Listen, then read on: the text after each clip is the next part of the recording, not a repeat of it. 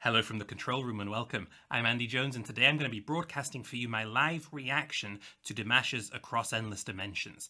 Now this is special because up until this point, just a week ago, I'd only been doing Dimash reviews of songs that I'd already seen him perform on The Singer Show. And that would be Adagio, SOS, The Show Must Go On, Opera 2, and I also did one of All By Myself, but unfortunately that was blocked just last week by a copyright claim. And so I'm appealing that at the moment, trying to get overturned so that you can actually see my review of All By Myself. But until then, we have my first live reaction. And this took place last week on my 2,000 subscribers live stream here on YouTube. And I wondered what it would be like hearing a song that was written for Dimash, because that hasn't happened before on my channel. I've just looked at covers that he's done. And this was special. It was really cool to see a song that was written for him, performed by him, actually in a music video as well, which I haven't done before either. So this is a first, and I hope you enjoy it.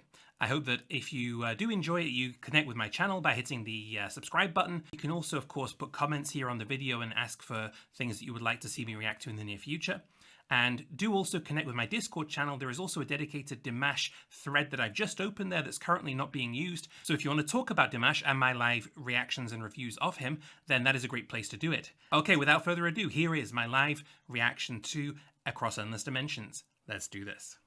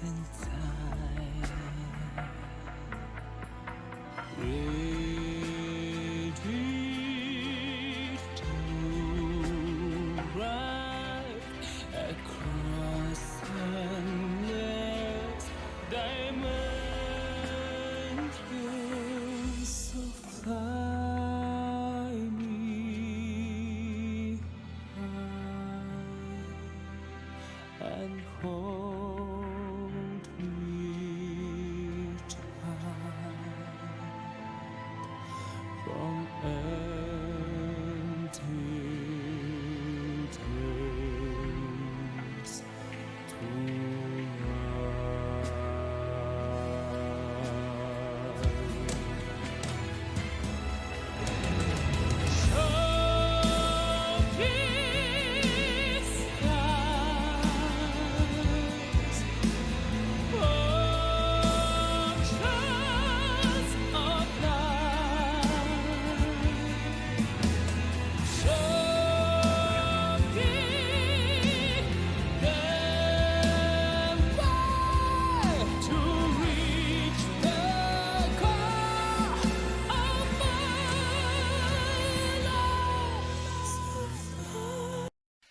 Just while it's quieting down here, we'll go back and rewind it a step or two and catch the transition to the next part.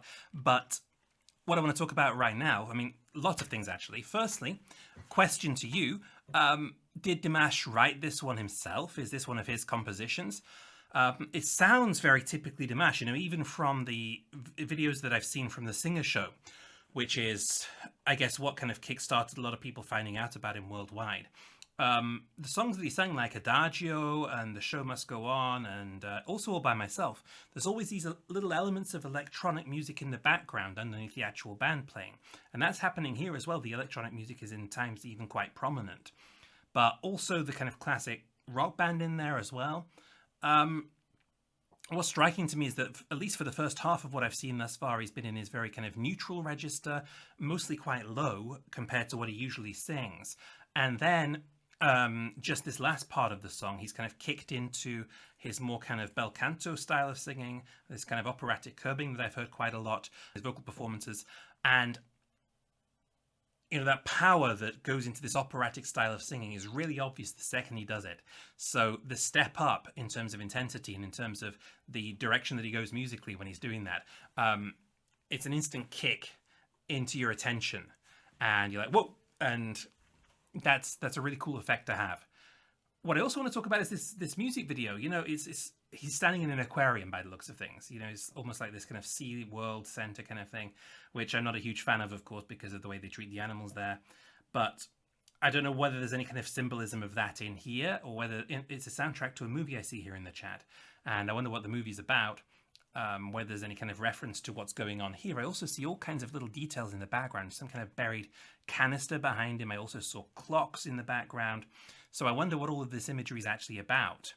So interesting. And, he's singing in English, which makes me wonder whether he composed the lyrics himself, whether somebody else did that. Wow. Okay, let's go back a little bit.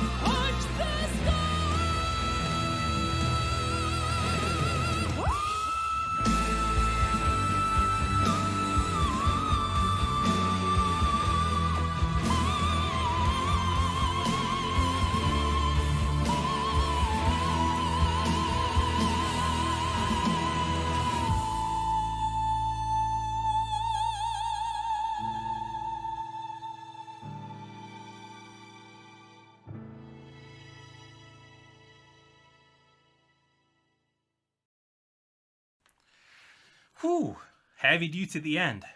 Oh, okay. But we've come to expect that from Dimash, right? Very intense. A lot of emotion going on there, a lot of drama. And I mean that falsetto note at the end, wow. That's the kind of thing that you just expect to come from him, right? You're waiting for that big note at the end, and you often get those in Dimash songs. It's rare that I don't think I've ever heard a Dimash song where he hasn't really gone up into that high falsetto register. And whew, it's quite a slow-moving song in terms of the way that the lyrics develop from line to line. Lots of long notes, but that works in Dimash's favor in a way, because he's great at kind of holding a note, bending a note, almost like a guitar, you said in the chat, right? That he almost resembles an instrument in the way that he bends his vocal notes. It's almost like an electric violin or a guitar, yeah. So lots of ability there. Also really well grounded. If you look at the way he stands when he sings, also here at the end now, the way he's standing is grounding himself. And the movement, as he's singing, he often does a little bit of bending almost down to his knees at some point. There's a lot of drama going on in there, and he can actually pull it off live as well. And, I'm just looking in the comments. It's from a movie called Creators the Past. Never heard of that one either. Is that a movie from where? The USA or... I have to admit, I've not heard of that one. Yeah, there's Broadway singers who can hit the emotion, perhaps, and, hit the drama or the intensity, but the vocal range, wow. I don't think there's many out there that can do that. Even some of my favorites, like Steve Balsamo, is one of my favorites from the musical scene back then. He played Jesus in Jesus Christ Superstar for a while, and he had an unbelievable range. And Dimash takes it a bit further. I think he basically encompasses all of the possible human vocal ranges and then some. You know, there's notes that he sings that aren't even on a piano, that they're so high. And I've heard that he can also do like the whistle register like people like Mariah Carey can do. So it is pretty unbelievable what he can actually do. Italian film with mostly American actors. That's interesting. Oh, okay, great. And, you know, this is not just kind of a regular cover, and that's what I have been used to from Dimash thus far. You know, I've been kind of used to him performing really good covers of bands like Queen or, you know, vocalists like Lara Fabian. And I've been waiting to kind of see something different from him that's not just kind of some cover song. And this is great. You know, it's good to see him doing something. I guess this song was written for him then to perform.